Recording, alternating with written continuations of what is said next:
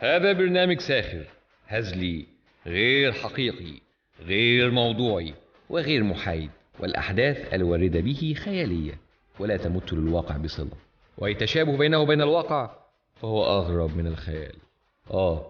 نسيت أقول لكم، هذا البرنامج للكبار فقط، نظرا لما قد يتضمنه هذا البرنامج من محتوى قد يكون غير مناسب لبعض الفئات العمرية، لذلك لازم التنويه.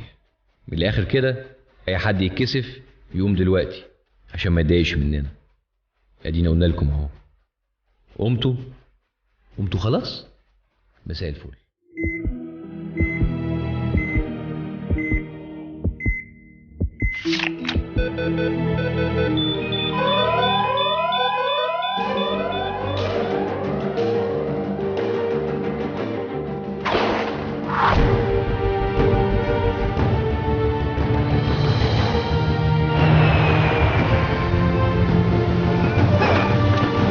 والآن مع برنامج البرنامج مع باسم يوسف.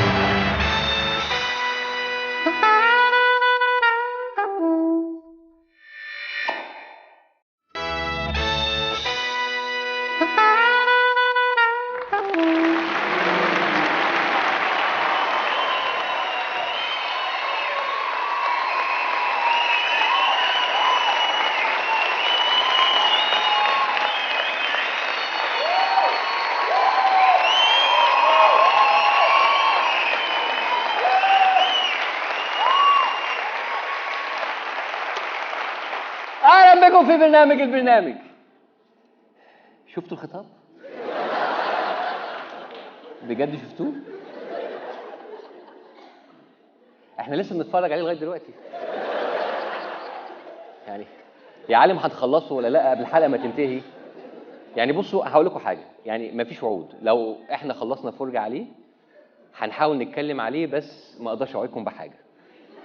فريق العمل جوه عمال ياكل في الخطاب، وانا واعد ان اول واحد يجيب لي تقرير عنه ب2 لتر بنزين.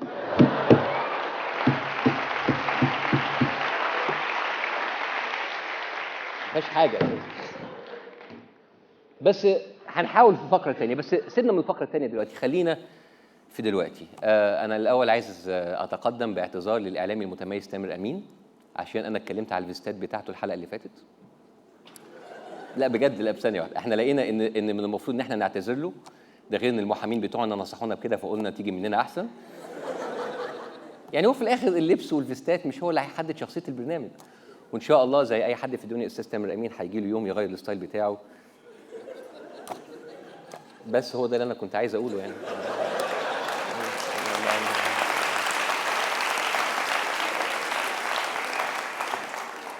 احنا بقى عندنا ايه جديد في البلد؟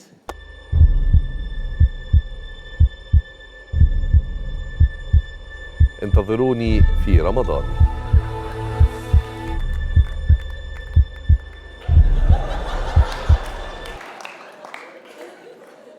محامي مين بقى؟ لا استنى، أزمة قلبية ده اسم البرنامج ولا اللي هيحصل للمشاهدين؟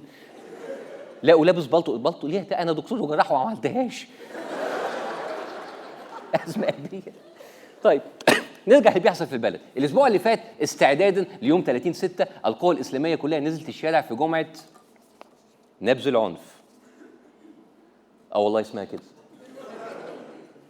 جمعه ليالي العنف. طب والنعمه الشريفه اسمها كده؟ ثانيه واحده، مش الناس دي عملت جمعه نبذ عنف قبل كده وصدقناهم؟ اهم عملوها تاني وكانت سلميه الحقيقه. ومن اهم المظاهر السلميه والرومانسيه ان البلتاجي كان بيحتفل مع جماهيره بالبومه الجديد ضحك ولعب وجد وعنف. عصام كاريكا طول ولبس اسود وشايل يافطه بتاعت انا مش اخوان بس بحبه، مع بوسه حنك البوستر. ومن كتر الحب الشجر كان بينبت مؤيدين.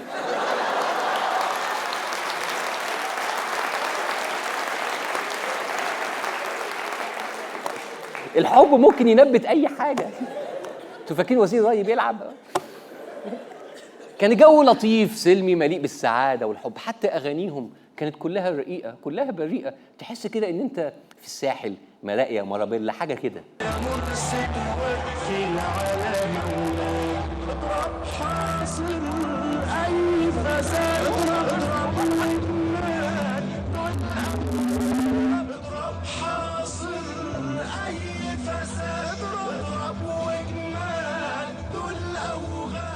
اضرب يا ريس، دول اوغاد ولاد كلب، اضرب اضرب ايا كان عددهم، اضرب 1، اضرب 2، 8، 9، نزل عليهم غضبك، اضرب وهنفضل معاك لحد ما تجيبهم. الاوغاد الاوغاد. الحاج الهايل ده كان جاي يأيد الرئيس، جاي يدافع عن الرئيس مرسي، ولو ما لقوش مرسي هيمشوا حالهم بأي حد.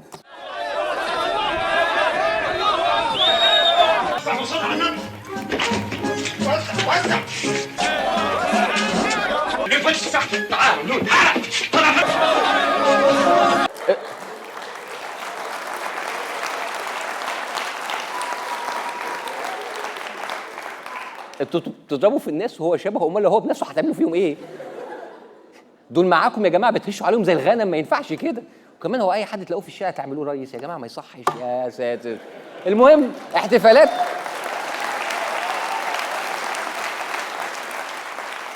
احتفالات الجمعه دي كانت مختلفه، فيها كده اجواء مؤمنه طاهره، يعني بتجمع بين الحب المرسي وتخويف الاعداء، تخويف المعارضه. والموضوع مش بس موجه للمعارضه، لا، الموضوع موجه لحاجه اشر من كده. مرسي مرسي، انا هقول مرسي وانتوا تقولوا الله اكبر، لان هذا الهتاف يلقي الرعب في القلوب ويذهب وساوس الشيطان. مرسي مرسي، لسه الشيطان لسه في ودانه.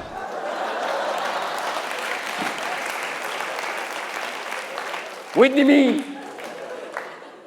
طب يعني نكبر في ودن الناس عشان نبعد الشيطان، مفهوم. نقول معاها مرسي ليه كده تبوظ؟ الناس اللي على المنصه فضلوا يتكلموا على عظمه الرئيس مرسي، على حكمته، على قوته، بس ما كانوش هم لوحدهم. إسرائيل كتبت تقارير، مرسي سياسي بجد خطير. إسرائيل بعتت جوابات. جبتوا الكلام ده منين يا كاوركات؟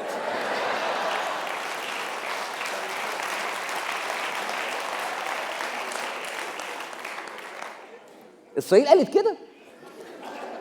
سياسي وخطير؟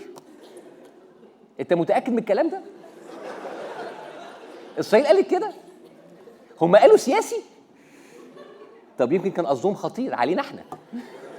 الحقيقه ان الناس كانت واخده فكره غلط عن مظاهرات الاسلاميين، انها مظاهرات مكشره غاضبه بترجعك لعصور الجاهليه.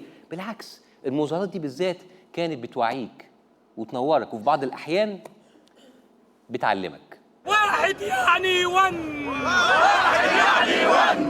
الاعلام اتجن، اتنين يعني تو، علمانية نو، ثلاثة يعني سري، الشعب المصري فري.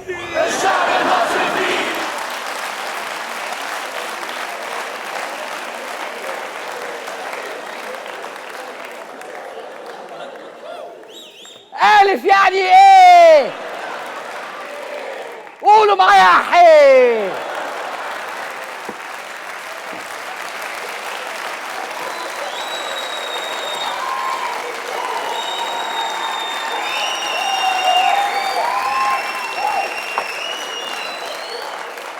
زي ما قلت لكم مظاهرات تعليمية. نيجي بقى لهدف المظاهرات دي، يا ترى ليه الناس دي نزلت وبأعداد ضخمة؟ كان إيه هدفهم؟ إيه الرسالة اللي عايزين يوصلوها؟ نزولنا احنا المظاهرات هو بس مجرد يعني ديمو. احنا بنقول للناس بفضلكم لما تنزلوا مظاهرات اعرفوا يعني ايه مظاهرات سلميه، اعرفوا يعني ايه تأييد. يعني انتوا اللي هتعلموا الناس احنا ايه هي بنعمل ديمو، المظاهرات بنعمل ديمو مش بنعلم الناس، احنا بس بنعمل ديمو. جايين تعملوا لنا ديمو، طبعا ديمو كتالوج، يعني مجموعة خطوات كيف تنظم مظاهرات ضد العنف. 1، تجيب ناس تاريخها ملوش أي دعوة بالعنف. 2، تردد هتافات وأغاني ملهاش أي دعوة بالعنف. 3، تحرض الناس باسم الدين في جمعة نبذ العنف. بمناسبة الديمو، ممكن تورونا عينة من الديمو بتاع المظاهرات السلمية؟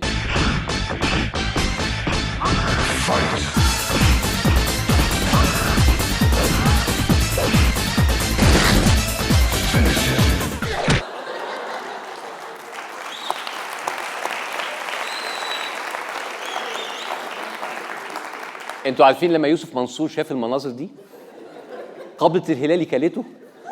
وقرر يرجع يعمل افلام تاني. بس معلش، تصرفات فرديه، يعني شويه عيال لطيفه لابسه قراطيس عايزه تخسس السيلولايت بتاعها، يعني شويه ايروبكس تسيح الدهن اللي في فخدتك عادي. المهم اللي اتقال على المنصه، المهم الشخصيات اللي بتقود الهتاف، المهم هدف المليونيه. تحت شعار لا للعنف. سلمية سلمية، إن العالم كله يتواطأ عليكم. سلمية سلمية، اللي هيرش الرئيس محمد مرسي بالمية هنرشه بالدم. سلمية سلمية، اليوم نغزوهم ولا يغزونا. سلمية سلمية، ونحن نعدهم بأنهم سيسحقون في هذا اليوم.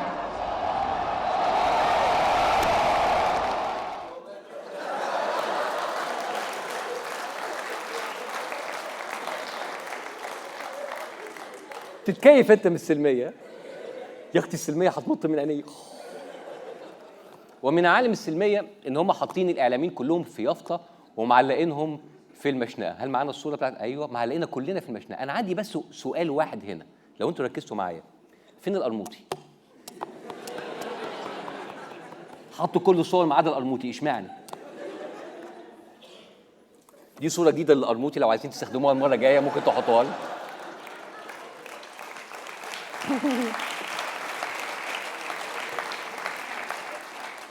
السلميه وصل بيهم ان هم يطالبوا الرئيس انه يفضل، حتى لو وصل الامر ان هو يستخدم كل الطرق السلميه.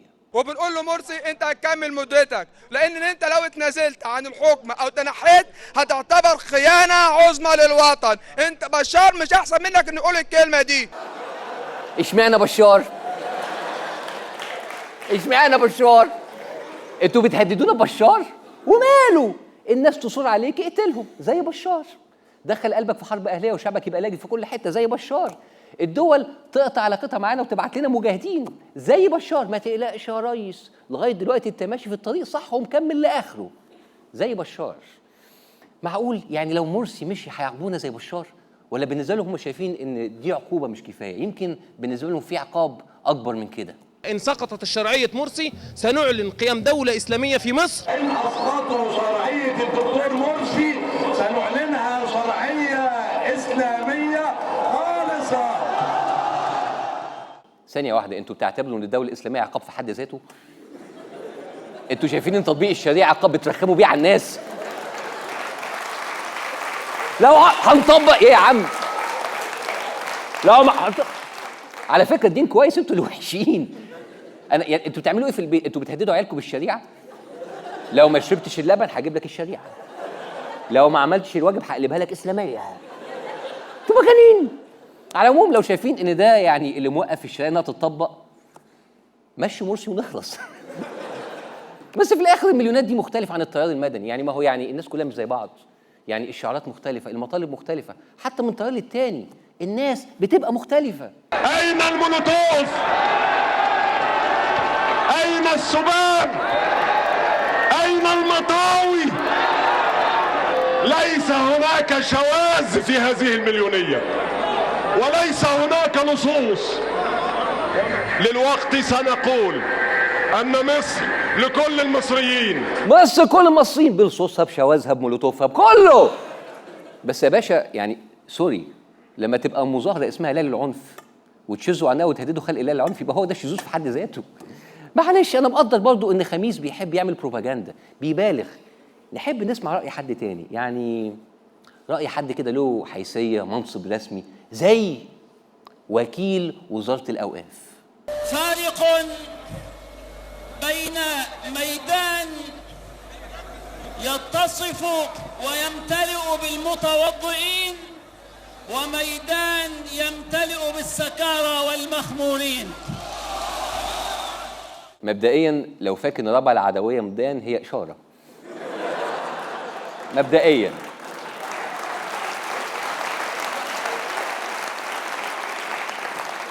ثانيا عم الحاج، يعني حضرتك جربت تنزل في الميدان بتوع المخمورين؟ اهو يمكن يتوبوا على ايديك تكسب ثواب بدل ما انت عمال تلسن عليهم كده. هو مش الكابتن داعيه برضه ولا ايه؟ يلا، ده وكيل وزاره الاوقاف، يعني ممثل رسمي من الحكومه بيقول عن الميادين اللي بتتملي ضد مرسي انها مليانه خمرجيه. معلش شويه حماس. هو اكيد جه ميدان رابعه العدويه او الاشاره عشان عايز يوصل لنا رساله مهمه. نحن اليوم حولنا القبلة في مناسبة تحويل القبلة، فلن نصلي بعد اليوم إلى دبي، ولن نصلي بعد اليوم إلى واشنطن، ولكن مصر توجهت إلى الإسلام. امنت بالله لقد توجهت مصر. اللي فين يا عم الحاج؟ يعني ثانيه، انت كل ده بتصلي غلط؟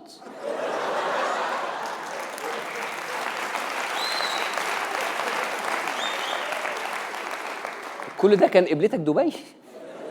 طب يعني سجاد الصلاه ببوصله تحل لك المشكله يعني عادي. الجامع اللي وراك القبله فيه. طب في وسط التحضير ده وكيل اول وزاره الاوقاف مش عايز يبل رقنا باي كلمه رقيقه، اي كلام حنين، اي كلام مليان حب.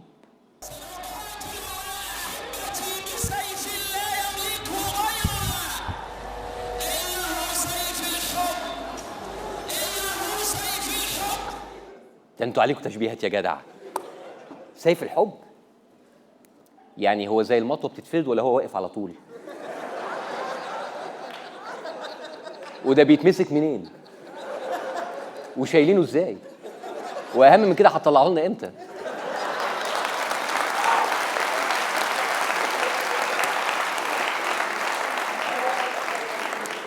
الناس دي ماشيه سيوفها على كتفها كده على طول يا جدعان.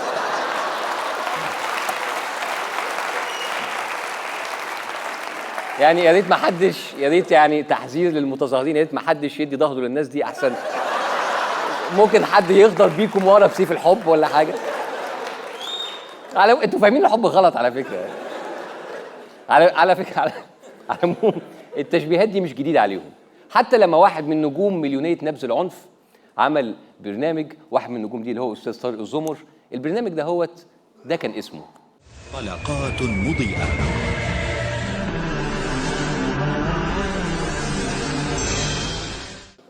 هي العمر طلقات مضيئة، سيف الحب، ديناميت البهجة، انفجار عفوي، قنابل الأحبة، ألغام المحبة، RPG الإحساس. RPG الإحساس ده بقى عامل زي سيف الحب بس أتقن شوية وبيجيب لي بعيد.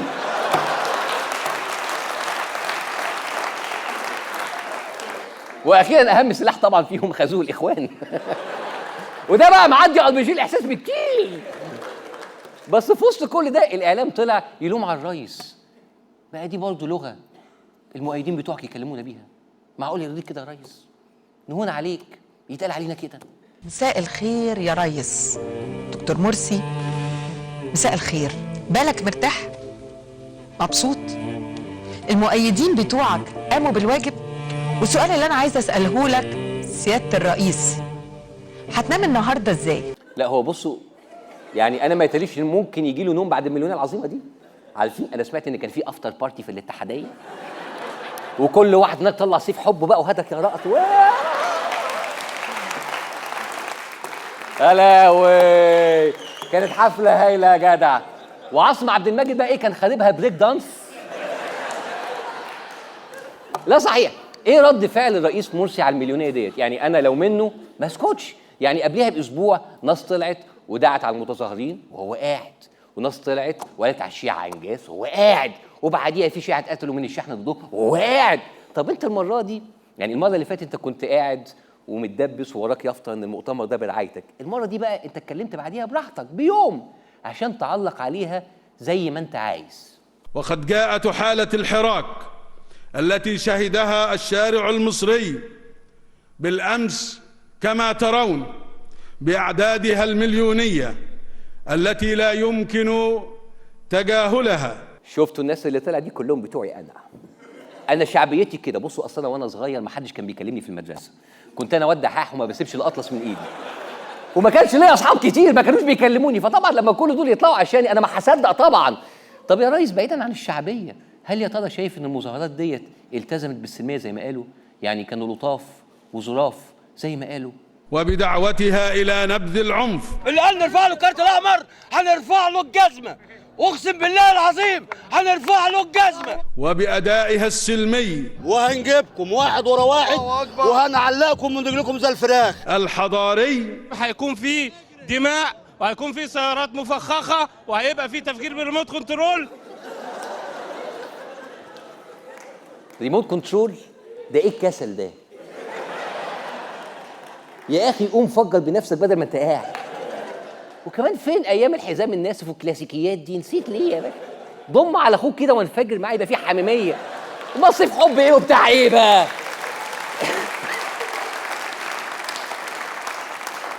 اما بقى الريس يعني الريس يعني انا بصراحه مش عارف اقول لك ايه. يعني انت مبسوط بالسلميه وهم بيتكلموا كده، طب تكلمهم تنسق معاهم، ابعت لهم على الواتساب يعني BBM، قول لهم اي حاجه.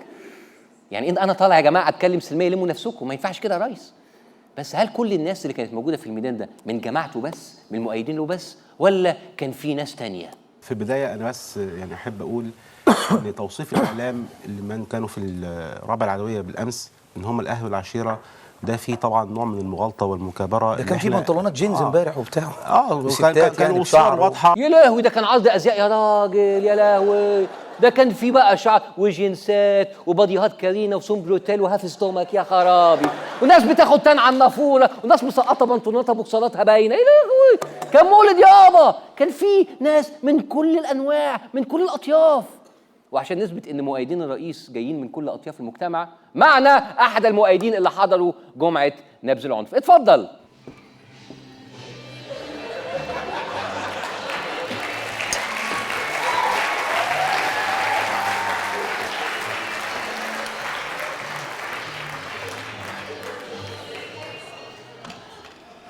اهلا بحضرتك. ممكن في نبرة صوتك فيها شوية عنف كده.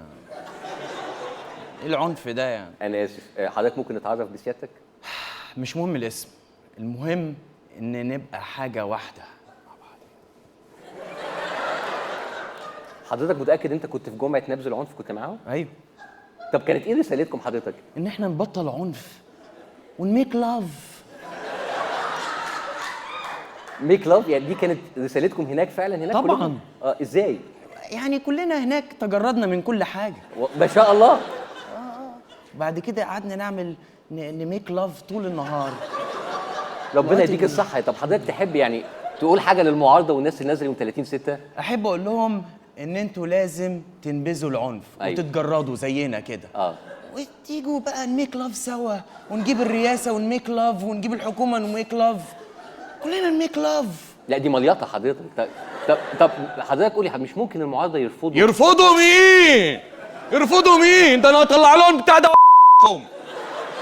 ايه ده حضرتك؟ ده سيف الحب والله. كلنا كان معانا واحد هناك. انت ما عندكش سيف حب ولا ايه؟ لا. عشان كده عايزين تمسكوا البلد. امال هتميكوا لاف مع شعب ازاي؟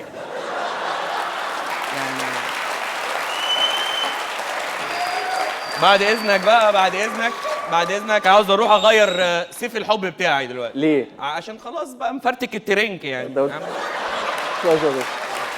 خالد منصور.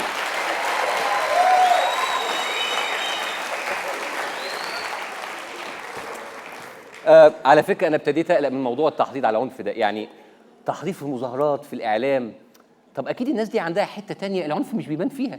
الفن مثلا عندهم شعر، أكيد في جانب إبداعي رقيق بيعبروا فيه عن حبهم وحنيتهم. إلى الأستاذ الدكتور محمد مرسي رئيس الجمهورية. الشعب قال كلمته وعرفنا مقدارك، دوقنا حنيتك.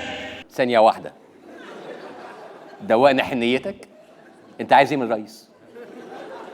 معلش هو نفاق زي ما كان بيحصل مع مبارك يعني. بصوا هي بداية، مفيش عنف يعني، هو عايزنا ندوق حنيته. يلا اهي بداية، سيبك بقى من العنف، نشتغل فن وشعر وكده. الشعب قال كلمته وعرفنا مقدارك، دوقنا حنيتك والمجرمين نارك، قالوا له اخترناك وبيعبدوا مبارك، لكن احنا ما اخترناش، نور ربنا اختارك.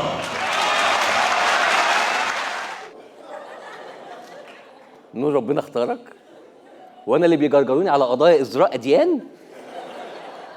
بص يا باشا، اصل يا اما انت بتستعبط، وفي الحاله دي احب اقول لك ان يعني ربنا ونوره اكبر منهم يختار رئيس جمهوريه، او انت متلخبط في نور تاني شفته، وفي الحاله دي احب اقول لك انه ما كانش نور، ده كان عيل رخم واقف في البلكونه وعمال يلعب ليزر.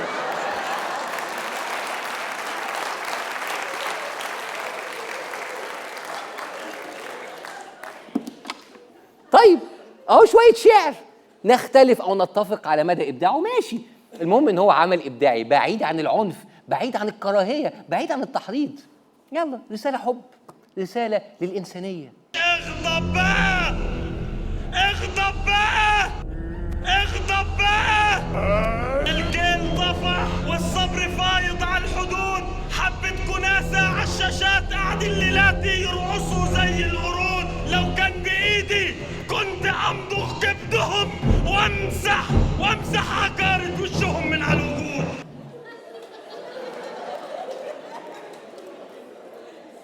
طب حضرتك بالنسبه للكبده انت حضرتك عايز ميديوم ولا ويل دان؟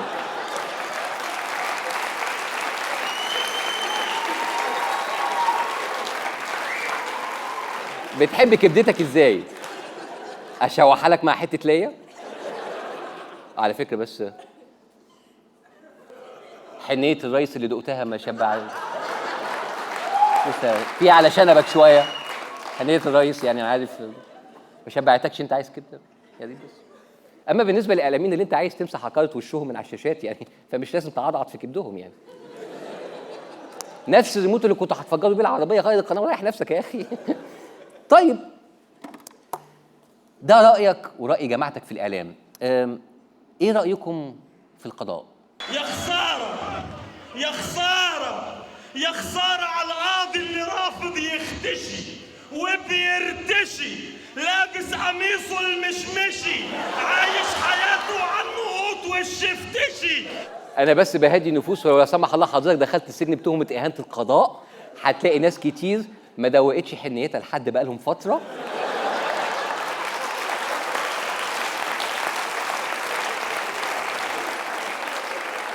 فهم هياخدوا بالهم منك ويدوقوها لك كويس قوي. يعني مظاهرات واعلام وشعر واغاني واناشيد مليانه بالعنف. هو التهديد بالعنف ده له دعوه بالشرعيه فعلا؟